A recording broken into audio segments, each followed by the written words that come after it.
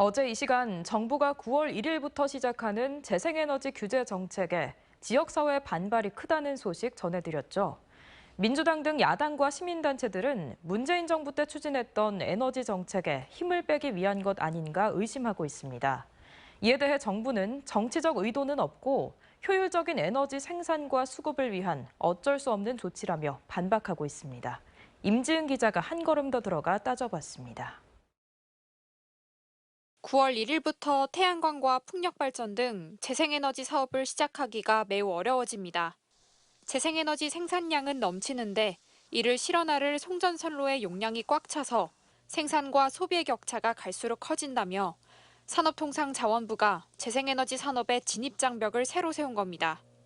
제목은 전력계통 혁신이고 그리고 출력 제어 최소화, 개통포화 해소 대책인데 실제 내용은 호남 지역의 재생에너지 중단 대책으로 발표가 된 거예요.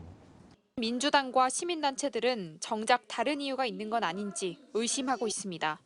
태양광과 풍력 등의 발전량 비중이 갈수록 커지고 폐쇄 시점이 하나둘씩 도래하는 원자력 발전소가 늘고 있는 상황을 윤석열 정부가 불편해하기 때문이 아니겠냐는 겁니다. 이른바 문재인 정부 때 중점적으로 추진했던 재생에너지 사업의 확장을 억제하고 원자력 발전의 비중을 늘리기 위해 재생에너지 신규 허가를 규제하고 있다는 주장입니다. 신재생 에너지에 대한 근본적인 반대, 그리고 온전 중심의 발전을 지속하겠다는 윤석열 정권의 정책이라고 봅니다. 이런 의심에는 윤석열 정부가 실제로 원자력 발전에 공을 들이는 것도 한몫하고 있습니다. 체코를 상대로 거액의 원전 사업을 수주하고 수명이 다한 한빛원전의 운영을 연장하기 위해 주민 반발에도 절차를 강행하는 행보는 재생에너지 산업을 규제하는 것과는 분명 차이가 있습니다. 값싸고 안정적인 전력 공급을 해갖고 통제하기 쉬운 원전이나 석탄 발전 이 중심으로 모든 걸 운영하고 있거든요. 전력 시장 제도 개편한다는 것 자체가 사실은 재생에너지 죽이기와 다름없다 생각합니다. 환경단체들은 또 다른 이유에서 정부의 에너지 정책을 걱정하고 있습니다. 탄소 중립을 달성하기 위해서는 재생에너지 산업을 키워나가는 것이 세계적인 추세인데 거꾸로 가고 있다는 겁니다. 화석 연료 발전과 원자력 발전의 최소 발전 용량을 지켜주려고 태양광 등 재생에너지 발전을 실행시키는 것은 기후위기 시대의 최우선 과제인 탄소 감축과 에너지 전환을 포기하는 처사 아닌가. 하지만 이런 주장에 대해 정부는 정치적인 주장일 뿐이라며 일축하고 있습니다. 전력이 남아돌고 송전선로 용량이 부족해 다른 곳으로 보내기도 힘든데 계속 전력 생산을 독려하는 것은 전혀 경제적이지 않다는 겁니다.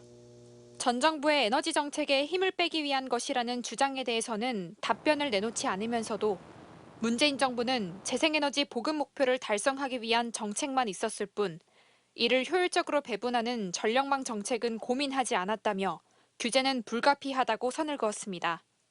또 다른 논란은 남는 전력을 부족한 곳으로 보내주는 송전 능력이 정말 포화 상태냐 하는 겁니다.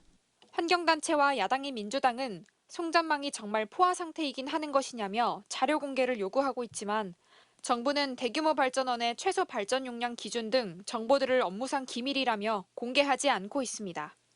송전망이 과연 포화됐느냐? 그렇지 않더라라고 저희가 분석한 내용에 대해서 이것을 반박하기 위해서는 정보 공개를 해야 되고요. 국민의 생활과 환경에 미치는 영향, 지역의 미래와도 직결된 중요한 사안이지만 제대로 된 공론화를 거칠 시간을 갖기에도 촉박한 석 달의 유예기간만을 준 점 또한 논란인 가운데 재생에너지 규제 정책 시행은 이제 이틀 앞으로 다가왔습니다. MBC 뉴스 임지은입니다. 언제 어디서나 내 손 안의 뉴스. 광주 MBC 뉴스 유튜브 구독으로 함께하세요.